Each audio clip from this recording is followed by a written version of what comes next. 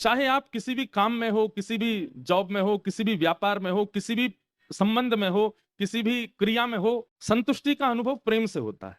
विवाह में खर्चा बहुत कर दिया, करोड़ों रुपए लगा दिए पंडाल बनाने में, फिर बेटी को देने में कोई कसर नहीं छोड़ी, गाड़ी दे दी, ये दे दो, वो दे दो, सब कुछ प्रदर्शन में बहुत धन लगा दिया, मतलब धन तो खूब लगा दिया।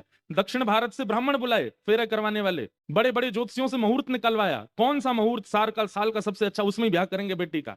धर्म का ध्यान रखा, अर्थ का ध्यान रखा, काम का ध्यान रखा, मोक्ष का ध्यान रखा, लेकिन प्रेम का ध्यान नहीं रखा।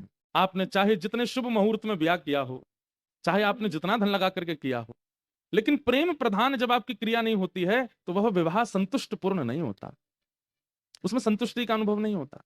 माँ घर में कितना भी अच्छा भोजन बनावे, उसमें गरम मसाला भी डाल दो, उसमें सांबर मसाला भी डाल दो, उसमें पाव भाजी मसाला भी डाल दो, उसमें हींग भी डाल दो, नींबू भी डाल दो, नमक भी डाल दो, सब कुछ डाल दो, पर प्रेम मत डालो। खाने में जीव को हो सकता है थोड़ा स्वाद लगे, लेकिन भोजन पाने के 2 घंटे बाद पेट की जो स्थिति होगी वो असहनीय होगी। क्यों? क्योंकि उस प्रसाद में सब कुछ था, प्रेम नहीं था। लेकिन कई बार बालक कहता, माँ मुझे बहुत जोर की भूख लगी है, मुझसे रुका नहीं जाएगा, आप जल्दी कुछ बनाओ। तुरंत माँ सोचती है 10 मिनट में क्या बना सकती हूँ, तो 10 मिनट में वो जो भी चीज बनाती है उसमें भले ही बहुत मसाले ना डालती हो, लेकिन प्रेम इतना उड़ेल देती है कि उससे बालक संतुष्ट हो जाता है। आपकी कोई भी क्रिया हो, उसमें विधि महत्वपूर्ण है, विधान महत्वपूर्ण है, नियम महत्वपूर्ण है, पर सबसे ज्यादा महत्वपूर्ण प्रेम है।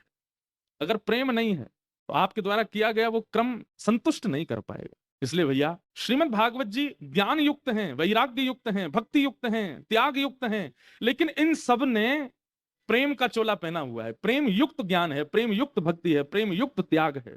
प्रेम सबसे ऊंचा है। प्रेम की अनेक व्याख्या हम करते हैं कथाओं में, आप सब सुनते रहते हैं।